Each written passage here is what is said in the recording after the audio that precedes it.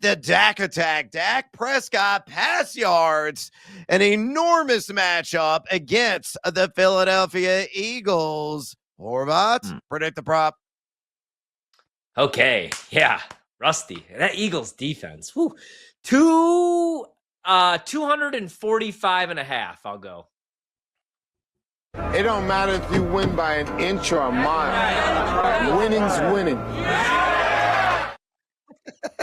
Nailed it! Almost exactly right. The actual number is 243.5 pass yards. So you think Dak can unleash against the stiff and stout secondary of Philadelphia? What's your lean here, over under?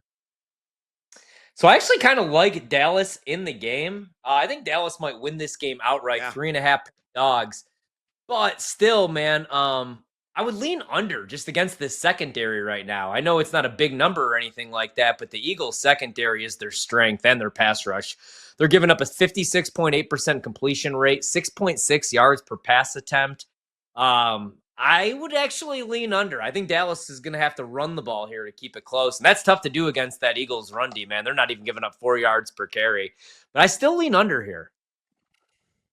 You and I, my friend, are skipping in a patch of daisies hand in hand. I'm also going to live in that land down under with Dak at 243.5. Remember back in week 1, he went for $188 against his team. That's only one of 2 efforts in which he hit the under on this number. I mean, generally speaking, he's been uncorking because the defense is so lousy.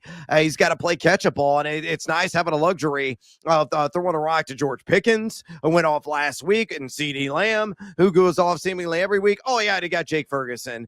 And you got another vast array of other weapons that are there. You can even check down Javonte Williams to get it done. But you're right, man. Philadelphia's only given up 6.57 pass yards per attempt, 223.4 pass yards per game. Only 3 quarterbacks have gone over this.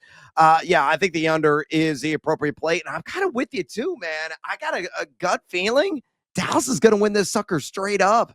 And that's going to make the playoff race even more compelling in the NFC as a result. All right, let's move on to running back. Seal Smashel. Oh, the football Frankenstein, Derrick Henry. Every game really is a must-win, and seemingly here on out for the Baltimore Ravens. Rush yards against those Jets. Horvat, predict the prop. All right, so I know it's got to be in the 80s. Let's go 84.5 rush yards. Peter, you sound so refined. Are you intelligent now? Affirmative. That means yes. Great show. Nailed it once again. The actual number is 81.5 rush yards. I think Derrick Henry cruises passes with ease because I got a feeling he will. I do too, man. I have not played a whole lot of Derrick Henry props this season after playing the anytime touchdowns and throwing them in parlays every game last year. But since the week 7 bye, and now they have a healthy Lamar Jackson, who's only getting healthier. In those 4 games, I believe he has almost 400. Yeah, 398 rushing yards, 3 touchdowns, 78 carries. So the workload's been there. And these have been competitive games since Lamar's come back. I don't think this game's going to be very competitive. I don't want to lay 13.5, but I do think there's a good chance, more than a 90% chance, the Jets are going to be chasing points and in a negative game script. They've trailed by double digits, a league high 45.9% of their offensive snaps. They've led at the half 1 time this season, the fewest of any team in the league. So I like Derrick Henry going against that run defense, especially since they traded away Quinnen Williams. So I think it could be a big game for Derrick Henry, especially in the second half as they look to eat clock as 13.5 point favorites. I think he's going to steamroll him, man. I mean, it typically can get like 70% of this on 1 carry. He gets one of those lanes and he gone. And once he gets that full head of steam, you're not going to be able to, catch him. You got to make a business decision if you're safety deep in coverage and you're like, oh man, I got to go up and try to slap the heels of 240 pounds running full speed downhill at me. Godspeed to you if you're that lonely safety on that island. I mean, the Jets are number 22 in rush EPAD this year. They're giving up 100.9 rush yards per game of the running back position. And Henry, all he is a break tackle machine. Yeah, I'll take the over. I think he's going to hit 100, quite frankly, which should be a very positive game script as Baltimore continues to revive their playoff hopes, even with Lamar Jackson, displaying a clunker last week against the Cleveland Browns. Let's move on. Kenneth Walker III rush yards against those woeful Tennessee Titans in Nash Vegas. Horvat, predict the prop. So he's always tough. I don't think there could be a huge adjustment. I do really like the matchup against the Titans defense. The issue is, man, how many carries is he going to get because of that really 50-50 workload right now? I'll go 52.5. What you just said is one of the most insanely idiotic things I have ever heard. Oh, no. Oh, no. Actually, it's not all that idiotic. You're close. You were 1 yard off of getting a much better sounder in support. 58.5 is the actual number. So what are your thoughts here? I gave this one to Nick Cassos. He was emphatically under it. I was honestly kind of shocked by it. This screams positive game script, but as you mentioned, with the full-blown split with Zach Charbonnet, is he got enough of a volume to get there? I'm a believer in riding the hot hand, right? And I really like what I saw last week, and I needed him desperately because I had a couple guys on bye. I believe it was 19 touches, 111 total yards. That was his best game, and it was against one of the better defenses he's seen. He finally got in the end zone. But yeah, that's what you worry about, man, is the workload with Charbonnet, who has 105 carries, Walker 136. But like you said, positive game script. Going against this Tennessee defense, I know they've given up the 5th most fantasy points to opposing running backs. Unfortunately for my other league, Woody Marks didn't have a huge game, 44 yards only last week.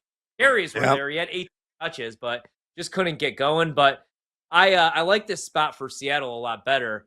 I would lean over still, man. I think he gets at least 60 here, right? Yeah, I think he does too. I think he's going to finish at like 65 to 75 in that range. I think he's going to find the end zone as well. They should run roughshod over this team. I think Zach Charbonnet could have a day. He might go for like 45 and a touch as well. They're going to be a lethal 1-2 punch. Why?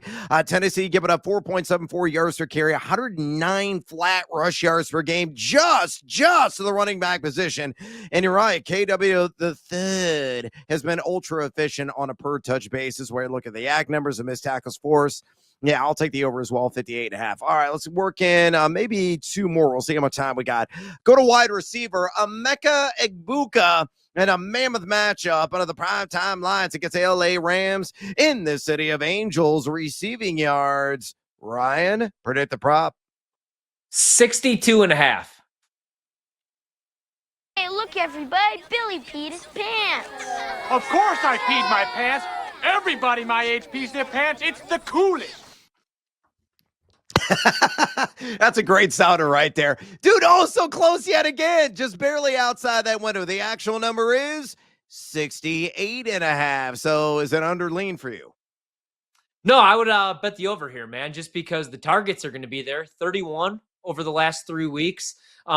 He's the number 1 wide receiver with no Mike Evans.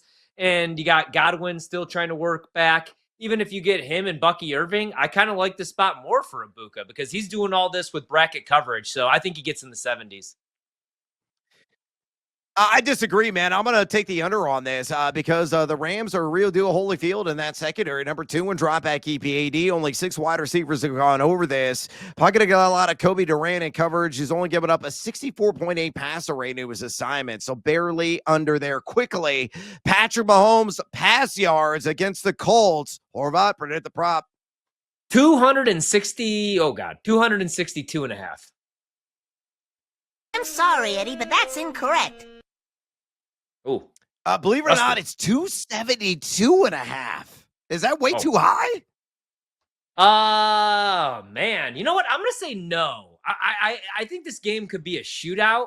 I really like the Colts, actually. The only issue is their offensive lines come back down to earth. Daniel Jones has been getting his teeth kicked in. I'm gonna say that he goes over this number, but I think the number is a little high. I think he's going to finish 280 plus. I'm with you. I think the game has got a lot of shootout appeal.